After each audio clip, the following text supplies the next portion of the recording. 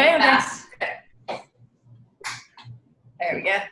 Just roll me away. Hi, Arash. Hi, Paula. Hi. Hello, everyone. Thanks for joining our Bike Curious webinar, our monthly webinar. I think we're going to go ahead and get started.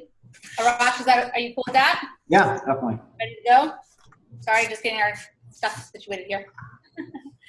Welcome to the webinar. I'm Elizabeth McDonald. I'm the founder of the Rental Girl Brokerage. I want to take a second to welcome everybody and thank you for joining our webinar. We sent out an invite for this webinar last week, and I got a few responses from folks who are a little confused. A few people were asking us, do you guys still do rentals? We see marketing sales a lot. And so I thought, you know what, maybe I should jump on this webinar real fast and give like a 2-minute introduction as to why the heck the Rental Girl is doing a webinar on home buying. So, you know, it's been a fundamental belief of mine that all renters have a right to home ownership. And back in 2001, I was working in the film industry and I was living in a studio above a garage in Burbank, and my landlord called me and told me he was increasing my rent from $500 a month to $800 a month. So as you can imagine, I was shocked, kind of pissed off, got really angry. I couldn't believe that they would increase my rent so much for a little space that was basically the footprint of a garage. But what, you know, back in high school, my dad had a conversation with me about a family friend who started getting into the real estate business. He bought a single family home, he rented it out, he built some equity, bought another house, and he slowly built up a rental portfolio. And that story came to mind when my landlord called me and told me he was increasing my rent. And I thought, wait, if he can do this, I could do this. I'll just buy my own house and live in my own garage and pay myself $800 a month. So, you know, basically, the long story short, I got into real estate. After that, I started working with our family friend, and shortly after, I started the Rental Girl. I mentioned this story because reflecting back how the Rental Girl started, it's clear that who the Rental Girl is now is a direct result of this event. The emotions of fear and anger that came from my rent being increased have carried with me. They're entwined in the ethos and the culture of the Rental Girl company. And from these emotions came a drive to reclaim my power and also to empower others. And then from these emotions came compassion and understanding for renters. Approaching renters humanly with respect and dignity is ingrained in the Rental Girl way of being. It's infused in our training, it's in our branding, our marketing. It's the core fiber of our agents. And our agents and our clients are drawn to work with the Rental Girl because of this and our commitment to this. So yes, we're still a rental agency, we're still doing rentals. You know, at the core of what we're here for is really to inspire and empower you. So whatever your goals might be, we hope we can help you and be a part of that journey. So yeah, that's the deal. That's why we're doing this webinar. And I think we should get started now. I'm going to introduce our panelists today. We've got Paula Orr sitting right next to me, also a really good friend of mine. She started working with the Rental Girl 2010 as the leasing agent in Hollywood, and since then has grown into the sales position, and she specializes in helping renters become homeowners. And Arash from LendLA, we love Arash, we love LendLA, and people always think that because I'm always preaching LendLA, like you gotta go to LendLA, they think you must be making money from them. The Rental Girl is not connected to LendLA. We don't make any money from them, or not. Our companies are separate. But the reason that we so passionately refer our renters and our clients to LendLA is because they share our passion and they share our belief that all renters have the right to become homeowners. And they know, like we know, that there's a process to do that, right? Like you might need 2 years. You need someone to sort of start somewhere with you and tell you, okay, this is where you're at now, and this is how you're going to get to homeownership. And most agents and lenders out there don't want to work with you. They want to work with a buyer who's ready to go, and they're not going to give you the time of day. And we love LendLA because they take the time, they sit down with you, and they basically help you figure out that roadmap on how to get to homeownership. So I'm going to let you guys take over from here. And at the end of their talk, it's going to go by pretty quickly. I'm going to jump back in, and I'm going to talk about 5 minutes. I want to talk about some new markets that are emerging in LA, some technology, just some cool stuff that's happening for first-time homeowners. And I'll just take a quick 5 minutes and go over that. So stick around to the end because that's going to be pretty exciting to hear about. All right. Thank you, Paula. Excellent. Thanks, Liz. Well, hi guys, I am Paula. She said I started with the Rental Girl in 2010, and at the base of what we do has been servicing tenants. And I went from servicing tenants to as renters to helping them buy. And what the very first thing that we have to get our minds around is that when you're starting to buy, you have a different mindset than you will have as a renter. And as a renter, we're used to going out and having a cocktail, going to our favorite wine bar, doing a couple of things a week that, you know, we have our normal thing. It's we're saving up maybe a little bit of money, but we're saving up money for a car, or we're saving up money for something else that we have to do, or we're putting a little bit away into a nest egg, but that nest egg never seems to be what it needs to be in order to have a down payment in Los Angeles. And we've seen, if you're anything like me, you're thinking, oh my gosh, what does it take to become an owner? Like just the jump, the leap from one mindset to the other, it just seems impossible, especially today since the market has kind of taken off. But Arash and I are going to talk about that. We're going to talk about the market, and we're going to talk about the upsides of investing today and what that might look like for you and what some of your steps are going to be. So we'll talk about mindset. We'll get our minds wrapped around that. We're going to talk about a down payment, what kind of down payment you need.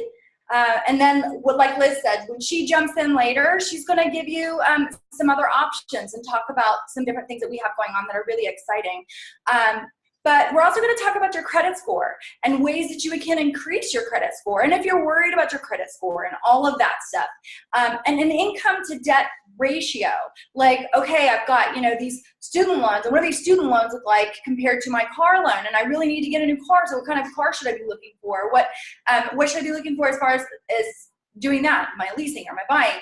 Home goals. We're going to talk about home goals. So our home goals are like, are you looking for a single family house? And what's the difference between maybe starting in a single family house or starting in a condo or somewhere different? So we'll break that down. And then the next steps. We'll look at what your next steps are into becoming a homeowner. And those are really simple steps. And what a coach has told me is keep your goals ridiculously small in the beginning, and that's that what next step. Those are the ridiculously small, easy things that you can do right now, this week, next week. And then new opportunities, technology, and in the markets. Liz will come back then and talk to us about that. And then we'll have a Q&A. So bring your questions, be writing those down. You may have some of them answered over the next half hour or so. But here we go.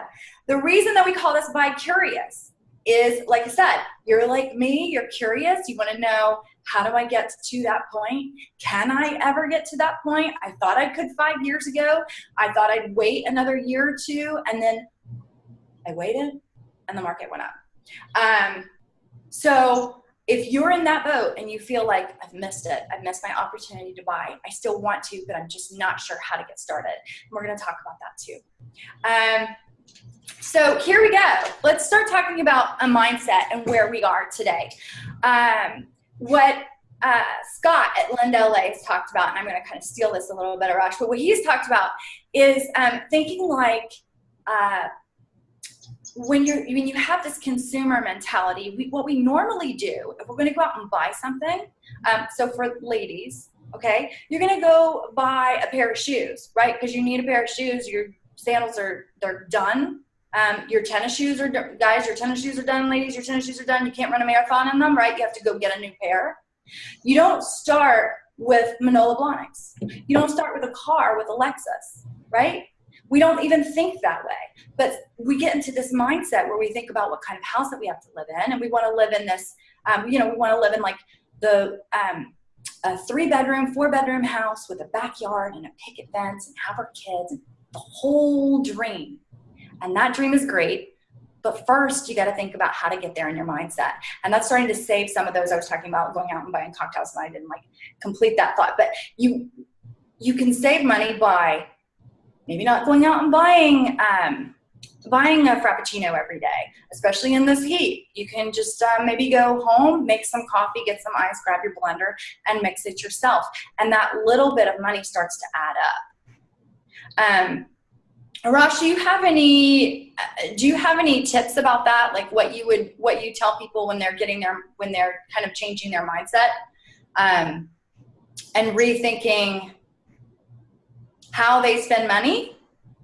I mean, yeah, generally by the time I talk to them, most people, I'd say probably 80% of people have either started thinking about it, started saving money, or, asking parents for gifts, or, kind of looked into different types of avenues to be able to shore up a down payment. But one of the ways that even myself, I started 10 years ago, if you're on direct, if you get direct deposit at your work, you can easily have them direct $100 or $200 or $500 a pay period into a separate account, like a separate account that's not attached to your main checking and savings account.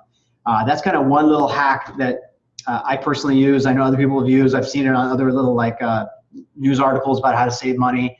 But some way where it can be automatic, because if we all just wait for the inspiration in the moment of, oh, I have this much money, I think I'm going to take this chunk and save it.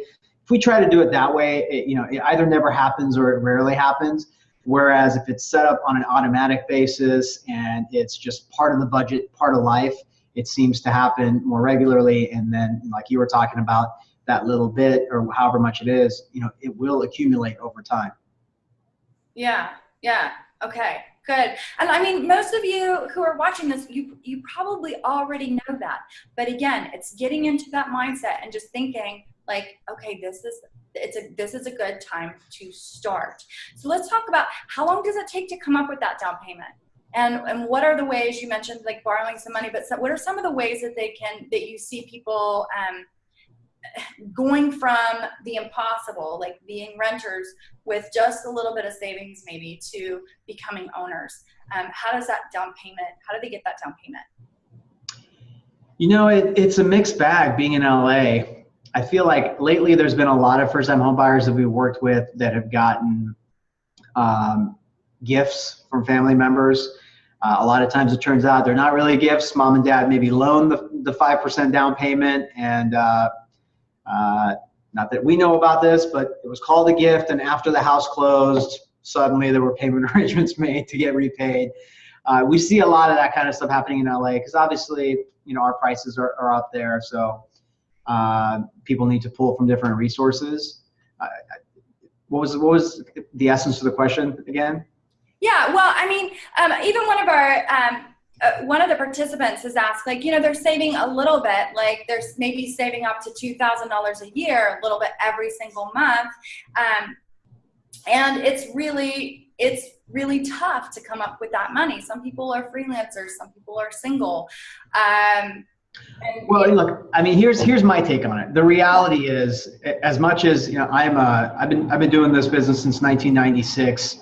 I work probably with 80% first-time home buyers. I mean, it's staggering. Out of every day when I'm taking phone calls from people asking or just kind of trying to do a consultation, I would say more often than not, they're first-time home buyers. The reality is, though, we live in LA. Prices are what the prices are. If you're looking to break into this market, you have to be able to come up with, it's not much, 3% down payment. It can be as low as 3%, sometimes 5%. If we're not able to do that, then, I mean, again, I hate to say it, but the reality is you might want to look outside of Los Angeles. A lot of people, I've had people purchase properties. I had a couple that I worked with 4 years ago. They bought their first place in Palm Springs, and they just came back to us to refinance. They want to pull equity out of that property so they can buy a condo here in Nila. So people come up with all kinds of different crafty ways. I think kind of like what you were saying, if you can't get that ideal home in that ideal location, it's not supposed to be that way, on the first go around. If it can be, great, but it doesn't have to be that way for you to become a homeowner and to kind of, break into, once you get the home, then you get all the benefits, the tax benefits, the equity savings, and you start building appreciation. And a few years down the line, you can start pulling on that and using that to leverage to get into that, maybe that initial home that you hope you get into. Okay, we're going to go back to down payment here in just a second because I see a lot of excitement about that. Questions, but you just said something about tax savings. Can you break that down for me and help us to understand why that matters and how that could work for us? Yeah, I'll break that down for you. And you know what? The AC just cracked on in my office here, so if that's messing with the audio, please somebody throw it in the chat box and I'll go turn it off. Hopefully okay. Not. As far as the tax benefits, there's a few different ways you save money on taxes by having a mortgage. The main way is mortgage interest is tax deductible, right? For a married couple, up to $750,000 now. And what that means is if you pay $25,000 in mortgage interest in 2018, when you go to file your taxes, you get to deduct $25,000 off the top of your gross income, and then you only pay taxes on the remaining amount of funds. This saves you money in two ways. One, let's just, again, we're using round numbers. Let's say you make $100,000 a year. Maybe the tax rate at $100,000 a year is 25%, but the tax rate at $75,000 a year of income is only 20%. By having that write-off, not only do you save money, you don't have to pay taxes on that $25,000, but it also puts you in a lower tax bracket for the rest of your income. So it can be a really big difference. I'm not a CPA, so I don't want to get to the nitty-gritty or give advice, but I mean that's the main way you save money by having a mortgage is getting that mortgage interest deduction. Does that answer your question? Yeah, it does. Thanks.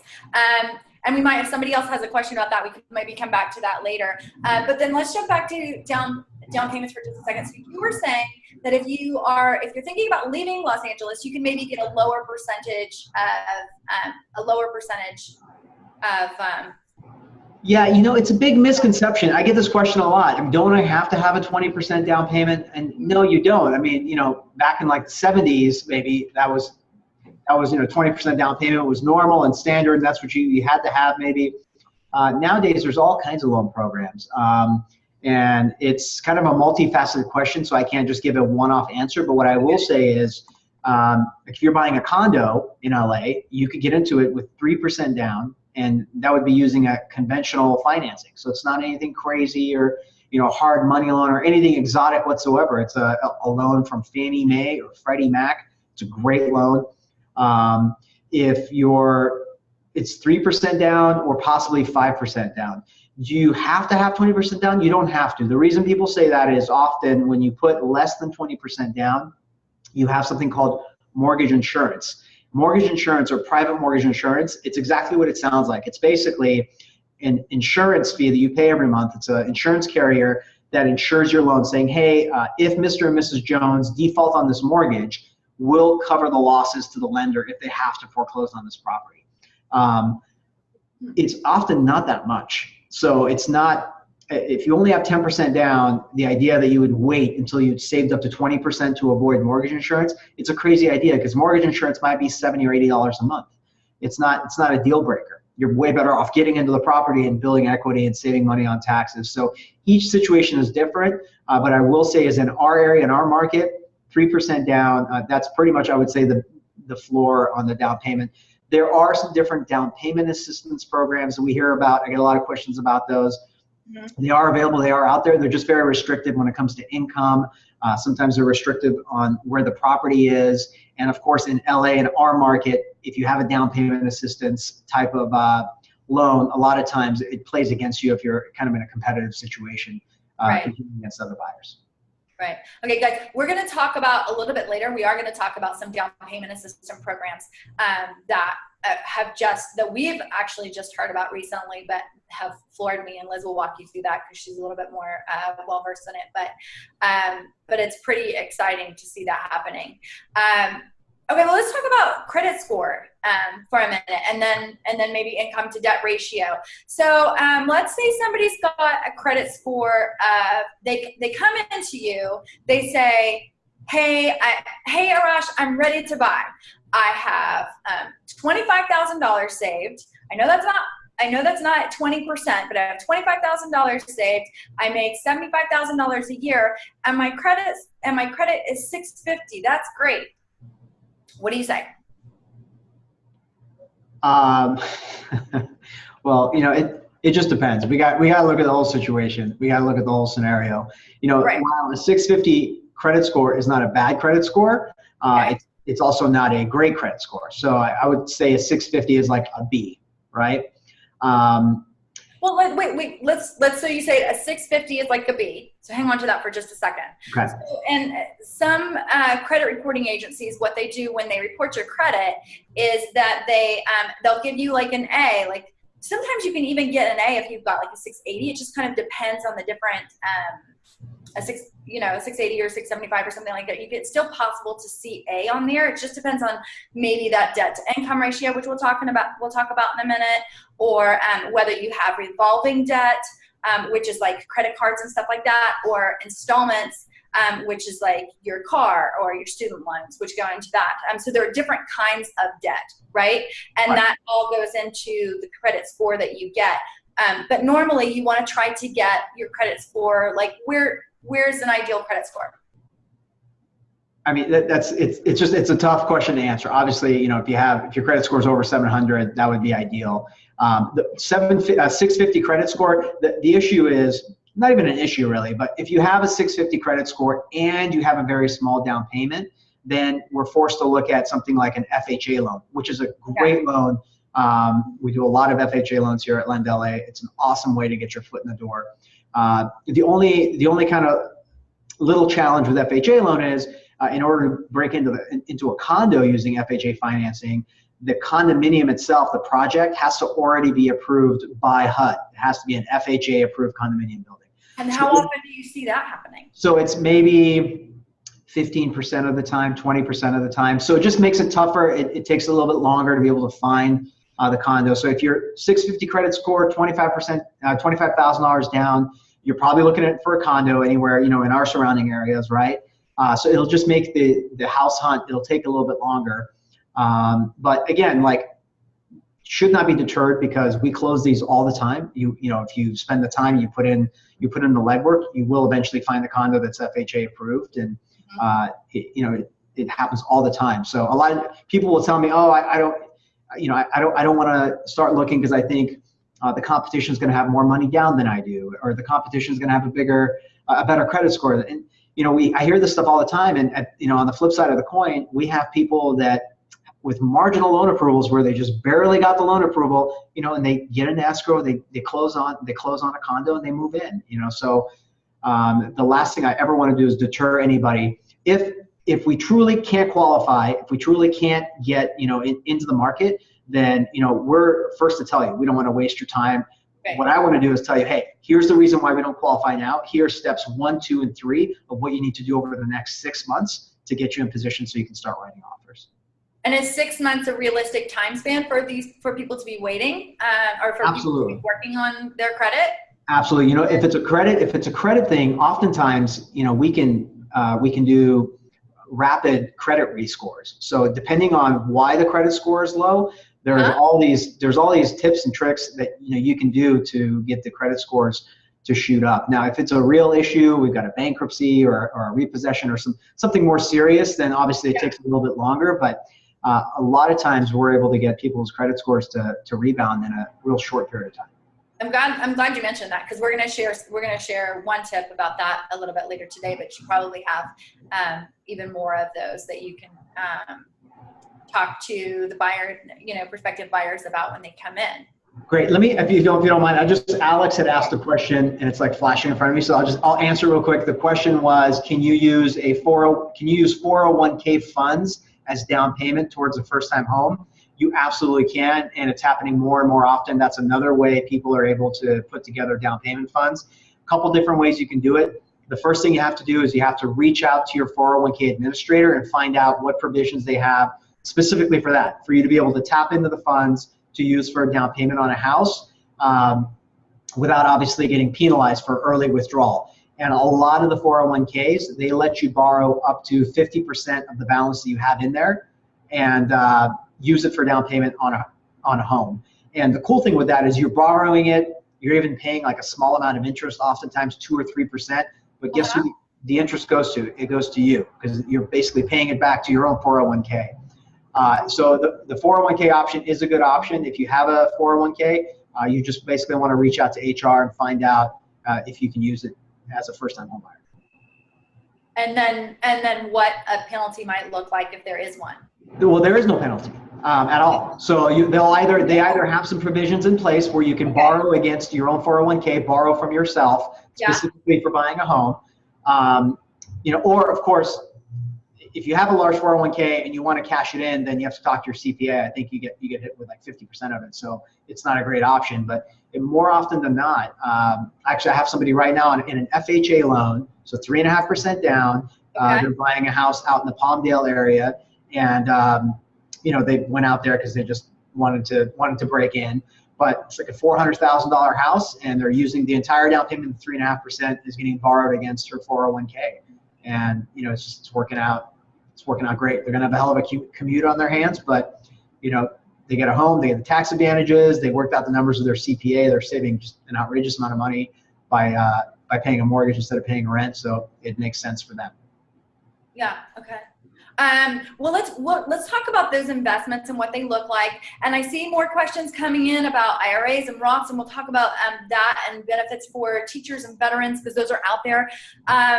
But so when you're investing, if you get an FHA loan, what kind of properties can you get that on? And what are some thoughts about when people come in? Most of them are looking at buying a single family home, right? Can you ask the first part of that question again? I think I missed it. When you have a first-time buyer come in, a lot of them have this mentality about buying a single family home. Yeah. What is some of the advice that you'll give them about a single family home and how that's and what the benefits of maybe starting with something else might be, like a duplex or a condo or income properties? Yeah, well, so obviously it's with these types of conversations, all the details come into play, right? It's not every loan. They like to say, our processors say, every loan's like a fingerprint. No two are alike, and that's true. Everybody's situation is different. Every market is different. So, we have to have that conversation. We have to look into it. At the end of the day, I think it's pretty simple economics. You look at the price points in the area that you're in for single family homes. You look at your income, your down payment, your credit score, and what you're comfortable paying. Because oftentimes it's not about what you can actually qualify for. A lot of times people are like, hey, I know I can qualify for X, but I want to keep my payments down here so I can still, have a life. So every situation is different. What I will say is, obviously in LA, first-time home buyers, condos are very popular because they give you, the ability to be able to break into the market quicker. And there's nothing wrong with buying a condominium. This is Los Angeles. We have a massive, shortage in housing. So maybe there's an old adage, maybe, 15, 20 years ago, someone would say condos, appreciate slower than single family homes. I don't know how much that still holds true today, especially in LA where, you guys can see whether it's homes and condos to buy or rentals, there's a real big shortage. So the supply and demand works in the favor of the homeowner. Yeah. A lot of my clients come in and their first purchase is a condo. Yeah. And normally they'll have as much room in a condo as they'll have in a single family house. But let me ask you this. So let's talk about what, can you qualify for more money to buy and to purchase property if you're buying something that's an investment property? Like if you're buying a duplex, can you qualify for more than you would amount as a condo, or what? Kind of. So we don't want to call it an investment property because even though it's a 2-unit property, if you're going to live in one of the units, it's still considered a primary residence. But one of the big benefits, and this is something we get to do here in LA because we have so many multi-unit properties. If you're going to buy a duplex, you get to use kind of the lion's share of the projected future rental income from that second unit. You get to use that towards your qualifying. What that means is it helps you qualify for more. So if I have somebody who might qualify for a $500,000 single family home, if they were to find a duplex that was maybe listed for $600,000 or $700,000, oftentimes they can qualify for it because we get to add in the rental income they're going to get on that second unit. Okay, that makes sense because then the banks automatically expect that's more income for them coming in. And it is, yeah. It's a really great way to be able to kind of move up your purchasing power. And then kind of like the side benefit of that is you get in there, you're there for 2 or 3 years, living in 1 year, you're building equity, and if you decide you want to move up or buy a single family or move out, now guess what? You've got a duplex, you've got a 2-unit investment property that you can rent out. So it's a really great way to kind of also break into becoming an investor and a landlord if that's what you want to do. Yeah, and I mean, speaking of being a landlord, I've represented a lot of my clients have been landlords since I did rentals for so many years, and the rental market keeps going up and up. Mm-hmm. So yeah, it makes it harder for those of us who are renters. It makes it harder for us because we're paying a little bit more money, but if we can get our minds wrapped around owning instead of paying a rent, instead of essentially paying somebody else's bankroll every year. When you're paying $30,000, $25,000 or $35,000 in rent every year, that's money that's just a wash for you. But when you're actually getting into something where you have you've got a duplex, that's something maybe that you live in, then you're starting to make that money. And then once you're, like you said, once you're ready to move on, you're still making that money. You can still keep that duplex. And then guess what? I mean, that becomes retirement, right? Yeah, absolutely. Yeah, and that's what I've seen a lot of our clients do is they're investing. That's exactly where they're getting started. They get one property and then they get another property and they're creating their nest egg that way. So I see somebody saying, "What about buying and renting out to get into the? What about HOAs?" Well, I mean, you have different HOAs. You have different amount of HOAs, but are those included in the mortgage, an HOA, or is that separate? No, the HOA, generally you're paying separate. You're paying it directly to it's usually a management company. Mm-hmm. And in LA, HOA payments are just all over the map because a building may have had some earthquake damage 20 years ago and they took out a loan to retrofit the place, and so the HOA payments might seem high if the building doesn't have any amenities. You might find a building with tons of amenities and it's got a $250 HOA payment. So HOAs, that's going to be listing specific. So while you're shopping and looking at properties, you see a condo that's priced really well, you immediately want to look at what the HOA payment is. There's this one in Marina Del Rey, there's one of the buildings on Ocean there, it's notorious. You see those units are usually $200,000-$300,000 below market, and people will get super excited about it. And if you look down in the comments, the HOA, I think it's $1,400-$1,500 a month. So that's an unusual case, doesn't usually happen. But if you're looking at either condos or a home inside any kind of a gated area or a planned urban development, you always want to look at the HOA before you get super excited. Yeah, good point. And shopping is, so now that we're thinking about how do you look and how do you know, and what buildings do you look at if you are looking at a condo? One of the things that we do is that we walk you through this. We try to help buyers find something that is right for them, for their specific needs, but your realtor will have that information. And that's when we started the Rental Girl sales team. We built up our agents who are mostly based in the NELA neighborhoods. But we connect with our tenants, the people who we've gotten into different places, or with other prospective buyers who've come from us from other places. And we start to look around with you. We're helping you, we're guiding you through the process. We're basically, like this says here, we're creating a roadmap so that you can start planning. One of the things that I'm going to do this week is that I'm going to give you guys, each and every one of you, I'll email you. I'd love to have a conversation with you either on the phone or take you to coffee, answer your questions, talk about what you might need, your specific, what you're looking at specifically, see what questions we can answer. We're going to try to get to some of your questions today, but we are still around. So I will be reaching out to you. Expect that. If you do want to get the ball rolling, now's a good time. You can see Arash to talk about what you might start doing right now. Those are those baby steps now. Maybe some of them are giant, but the first step, that first baby step, what that is to meet with us to see how we can help you get your foot in the door. Liz is going to come in and talk about some of the nitty gritty, some of those programs that we mentioned that are making it a little bit easier.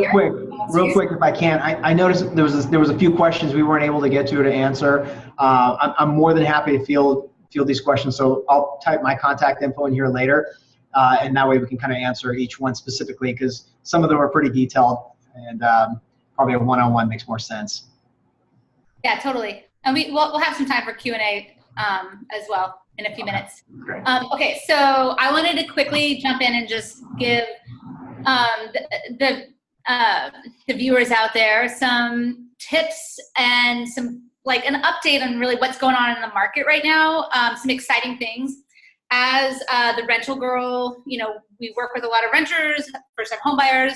We're sort of at the forefront of new technology and what's going on. And I have to say, in the past month, we've come across some really exciting, actually in the past year, we've come across some really exciting things that I'm excited to share with you guys.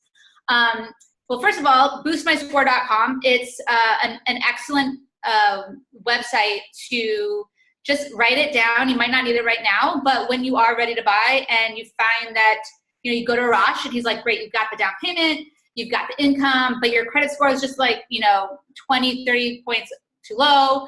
Got to raise it a little bit. You Boost My Score, they charge a fee and they'll boost your score, and it's good for 3 or 4 months. So it's not something you want to do right now, but it's when you are ready to go and you just need a little bit of help with your credit score. We recommend boostmyscore.com. Quite a few of our clients have used it and had good results. So I wanted to present it to you guys. Okay, Bessie, wait, before she goes on really quickly. So when I looked at Boost My Credit Score, in the beginning, or boostmyscore.com, sorry. My initial reaction, because I'm very traditional, I like to do things like, here are the rules, here are how they're done. I don't like things that are scammy, so I don't want anything that's gonna make my skin crawl, come back and bite me. I saw The Big Short, so I know. Yeah, it seems like a spammy website. It does. But it's that, someone our company's referring it, we're recommending it. Again, we're not making any money from it. We just found that it's a good score, it's a good company, and it's a good service. So yeah, we recommend it. But once you look at it and you look at oh, okay, that makes sense. And so what I would say is just try it on. You might not think that it makes any sense. You might feel like it looks scammy. Just take a look at it. Yeah. And not right now, but right when you're ready to buy, when that time comes. Yeah. Okay, so another website that might come across as kind of spammy and a little bit off and weird, and you might look at it. Oh, I love it. If you found it on Google, you might be like, oh, that's just too weird, I'm not going to go there. Homevest.co. There's no M at the end of the web. It's not com, it's homevest.co. That's not a typo. Definitely write this website down and check it out. The co-founders of Homevest walked into my open house about a month ago. And it was a very slow open house, and they sat there and talked to me for over an hour about their new company, and I was blown away. I was like, it's too good to be true. And from that moment, pretty much every day we've been in communication. I've been learning more and more about this company and what they have to offer, and it's so freaking cool. I can't believe no one's thought of this idea before. And it's basically, it's not really, I don't want to say a down payment assistance. It's more of they help you with the down payment and they invest in the property with you. So they're partners. So they're kind of partners. And then you can buy back the equity from them over time. I'm not going to get into it right now because that's what this webinar is about. I just wanted to mention it to you. I want you to do your research, check it out, and then email me, elizabeth@therentalgirl.com, if you would like to join our webinar. We are going to do a webinar with the co-founders of Homevest next month. The date and time will be determined. So email me and I'll email you when we have that date and time. But basically the HomeVest founder, one of the HomeVest founders, Michael, he had a friend, the way they started their company was he had a friend who wanted to buy a house. He had, his credit score was good, his income was good, he just didn't have the down payment. So he was talking to Michael about it, and Michael said, I'll pitch in 50% of the down payment and I'll buy the house with you. So they bought the house together. The friend paid for half of the mortgage, Michael paid for half the mortgage. They split everything 50-50, and then Michael had his friend pay him 50% of the market rent, and it worked. And they realized after they did it, hey, this is really cool. Other people in America could benefit from this. Let's start a company. And I kept waiting to find out what's the catch. What's the catch? There is no catch. It's a genuinely great company, and they're doing some really awesome things for renters and entry-level homeowners to get us into homeownership. So check it out. And then the next thing I want to talk to you about is TIC, Tenants in Common. This is a new market that's emerging in Los Angeles. It's hugely popular up in San Francisco. But basically, it's an alternative to condos. So with a condo building, let's say you have a 4-unit condo building. Each unit has an assessor parcel number. It's its own property. So you can go to Chase and Wells Fargo, you can go to NAP, and you can get a loan on that one condo unit. With the Tenants in Common, it's like a 4-unit apartment building, but you're buying 25% of the property. So four buyers are purchasing the building together, and they're each owning 25% of the property with exclusive rights to that unit. And there's a lender out there right now who's doing loans on Tenants in Common, and we've done 4 buildings so far in LA, and there's quite a few more coming up. And the great thing about Tenants in Common is it's a step down from a condo. So the prices are generally 10 to 14% less than a condo, comparable condo. So it's a more affordable option for entry-level home buyers. And so what we think is pretty cool about it is that, you have an apartment building and you're going to sell it. You're going to sell it to one investor, and that investor probably has 10 other investment properties, right? So instead of selling the property to one person, sell it to 4 different people, and now give those 4 people an opportunity. And those 4 people wouldn't normally have an opportunity to buy in LA or to get into the real estate here. So you're giving 4 people who generally wouldn't have that opportunity to start building equity and to get into real estate. So we think it's a pretty cool concept. We're excited to see it grow here in LA, and we're seeing a lot more TIC units come on the market. So if you're interested in getting on our list of upcoming TIC sales, you can also email me, elizabeth@therentalgirl.com. And that's it for now. I'll let you guys get back to Q&A. There were some great questions in there. And again, if you don't have time to answer them all, I really want to encourage everyone to call Paula, and she will take you out to coffee. She will give you a little coffee mug. So anytime we rent a property, we send a mug to our clients with a $5 gift card to Starbucks. So we say, go take your agent out to coffee, have our agent take you out to coffee, talk to that. You just rented the property, but to start the conversation now about future home ownership. So I want to encourage you all to call Paula, call Arash, let them take you out to coffee. They'll even give you a cute little TRG Rental Girl mug. And thanks for joining. All right, I'll get back to you guys. Great. And I know she did talk fast, but again, we will break this down for you and go over it slowly, methodically, so that you completely understand all of this. So all of my information is here for you. Arash's information is here as well. Did you post that up, Arash, or did we? We up. Okay, great. Some questions that we have. Let's say. Programs for teachers or veterans. What do we have here, Arash? Well, veterans have VA loan benefits. Okay. And, if you're a veteran, if you're married to a veteran, there is a great 0 down mortgage option with no mortgage insurance. I would argue it's probably the best possible mortgage loan you could get in America, and rightfully so. So veterans, there's definitely a great option, and we can kind of get into the nitty-gritty on that. As far as teacher loans go, it really depends. Different areas have some different grants and some different options available for teachers. Again, it's worth having a conversation and getting some more details. Okay, good. Somebody's asked about hidden repairs and problems. Is there, what would you suggest that they do to prepare for any hidden costs of home ownership before they buy? Yeah, we come across this question sometimes. I don't know if this is really like, if you're looking at a property and it's a real fixer, like if you see the words needs TLC or handyman's dream, that kind of stuff. You see that kind of stuff in the comments. A lot of times it means, it's got some real issues that need to be fixed. And a lot of times that won't qualify for a traditional mortgage loan. You'll have to look at doing possibly either a renovation loan to purchase it, or some other way of buying it. If it's just a property that hasn't been remodeled since 1970 and needs a lot of work, then again, in this market, kind of goes back to what you were talking about. We're all grown-ups here. Let's be realistic. You can get your foot in the door of the property and start gaining the tax advantages, start gaining the appreciation and all the other benefits you get from being a homeowner, and then start knocking out those projects a little bit at a time, or you can wait on the sideline until the perfect property comes along. So again, I think it's case by case. If the property has true health and safety issues, like if there's missing floorboards and there's wiring hanging out, electrical issues, then that stuff has to get sorted out prior to being able to close escrow. Okay, yeah, and now why get in now as opposed to getting in a year or two when maybe like what's going to happen with the market? We never know. So why get in now? Yeah, again, a question that I get weekly, multiple times a week sometimes. Are we close to the top of the market? What if I buy something and prices go down? I mean, if you're a house flipper, I read somewhere that house flipping is like at an all-time high right now.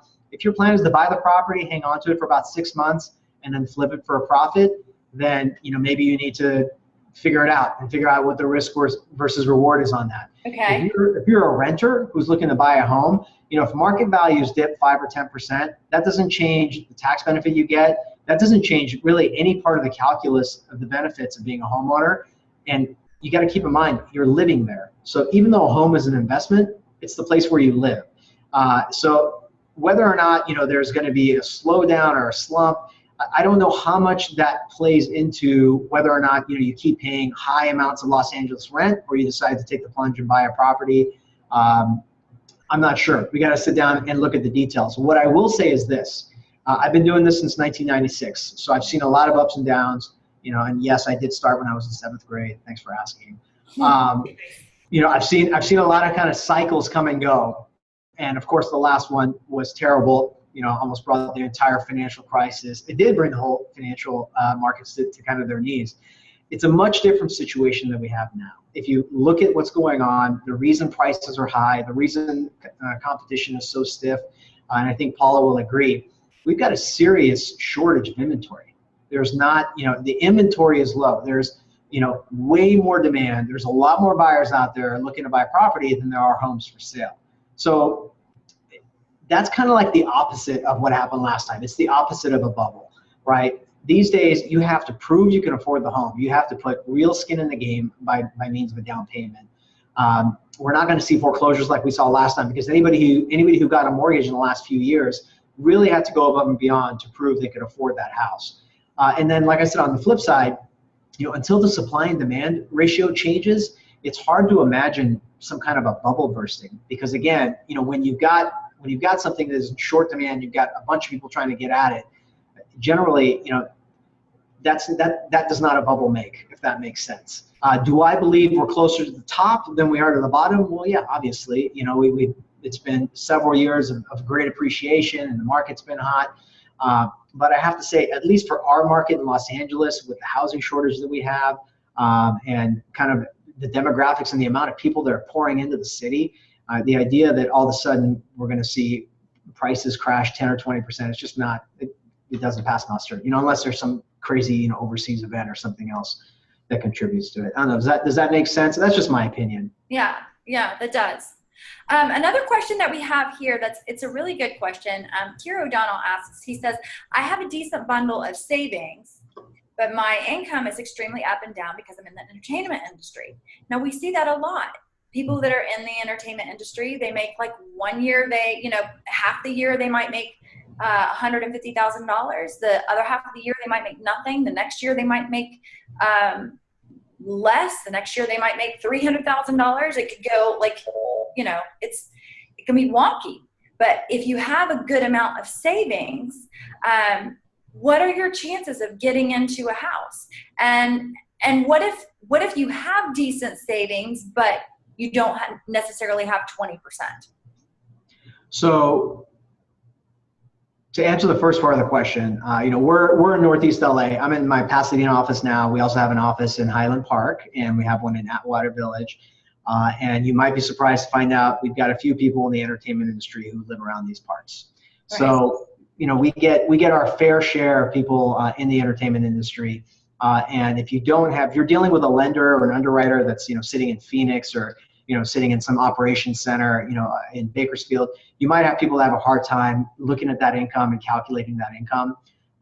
So this is one area where we definitely excel in. I'd say, at least a third, if not more, of our clients are in the entertainment industry, probably more. The answer is, will this affect my chances of getting a loan? It just makes it a little bit tougher to determine what the qualifying income is. And just as a rule of thumb, what they're going to do is they're going to look at your last 2 years of reported income on tax returns, and they're generally going to come up with a 2-year average to figure out what your average monthly income is. And that's interesting. Yeah, which is kind of what they do for us in our gig as well, since we're also up and down. Yeah. Exactly. Then another panelist is asking about inheritance. So say somebody gets a pretty good nest egg that they've inherited from grandma or somebody like that. Should they put all of it into the mortgage or hang on to some of it? So again, this is a very case-specific question. This is something where you got to sit down, you got to talk with somebody. Probably depends on income too, right? Depends on income. You got to look at the whole picture. It depends on age. It depends on a lot of things. So it's hard to give a blanket answer on this. It might be, put it all in the house for one person, and it might be, take the least amount, use the least amount for another person. So it really would be irresponsible to just give a blanket answer on that one. Right. Good. Okay. So, each of you are going to have individual questions about your specific situation at the moment, and Arash can talk to you about the finances of those. I would be happy to help you look around for something that is exactly right for you, whether that is a condo with a lower HOA, or if you're willing to put your money into the cost of the condo itself without the HOA, we can look at that. Or if you're ready to get into a single family house and what that might cost you. One of our agents just sold a house in, this is no joke, in Highland Park for right around $600,000. There's a little bit of work for it, but it's not a total fixer-upper. It is move-in ready, and it's hard to find something that is at that rate. But places are out there, so we're digging around for you. We're seeing what we can find, and LendLA on their end, Arash is digging around, and they're looking for the best numbers that they could find for you to make this something that is financially feasible. We wish you luck. I'm going to contact you on Monday. I'm getting the finger. Yes, what? I was going to say, just if you don't mind, there was one question on in the actual Q&A, because I think everybody was doing their questions in the chat box. And Zoom has a Q&A. So there's just one question, if you don't mind. I think we should answer this question. It's an important one. Yes, please. Thanks. So the question is from Anonymous. I hope this doesn't sound super rude, but how do you, Rental Girl LendLA, make money? And that is a great question. Oh, I love that question. Thank you for saying it. Paula, how do you guys make money when you sell a house? How do we make money? I tell you how much I want once you've purchased your house, and then you agree to pay me that amount. Right. Just kidding. That's so dumb. Sorry. So what happens is that the seller pays the commissions for all the agents. The buyer doesn't pay any of those commissions. The seller completely pays us. When you're ready to sell again, then you'll pay us to do all of that marketing for you. And then normally what happens is the agent who is the listing agent who lists the house, they split it with the agent who has helped that buyer find a house. We are out there we're like really scouring to find not just what you might find on Zillow, because you've got these opportunities to look yourself, and we're going to have you look, because in that way we can find out what you love, but we're going to look for the opportunities that are really right for you. We're out there every day seeing what's on the market, how the market is changing, and how to negotiate with the seller and the seller's agent. Great. And Arash, what do you do to make money?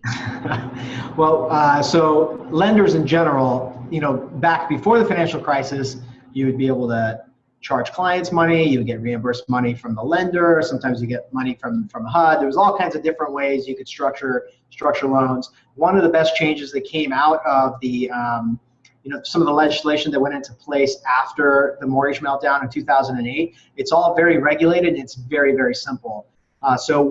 At LendLA, we have a processing and an underwriting fee that gets paid when the loan is closed, and that's roughly $1,419. Most banks, it's going to be between $1,200 and $2,200, so we're on the low end. But that's the only thing. Everything else you pay for in a real estate transaction at the close are going to be third-party costs. You have escrow and title and some transfer taxes and different things like that. The only thing you're going to pay the lender is the processing and underwriting. You'll pay an appraiser. It's an independent third party. And then we get reimbursed. If you're a first-time home buyer and I place you into a Fannie Mae home loan, we get reimbursed by Fannie Mae. We get reimbursed by the lender or by the investor who ultimately ends up taking over that loan. And the cool thing is that it doesn't matter what loan you take. So whether you decide to take a variable rate mortgage, a 30-year fixed mortgage, or a 15-year fixed mortgage, your lender, if they work for a mortgage bank, like we're a mortgage bank at LendLA, they get paid strictly on the volume of loans that they do, and there's no incentive whatsoever to steer somebody in one way or the other. Just to say it out loud, obviously our main intention is to put somebody in the loan, give them the information, and try to steer them towards the loan that makes the most sense for them. But it's all pretty clear cut now, as opposed to the way it used to be previous to 2008. Hopefully that answered the question. Good. I think it's fair to say that we don't get paid until you get what you need. Right. Okay? So thank you, Arash. Thank you, everybody, for joining in today. This was a lot of fun. My first time doing this, so I was a little bit nervous, but I think that it went off just fine. I think it went great. Thanks, everybody. Thank you, guys. I'll talk to you next week, everybody. Thanks so much. Take care.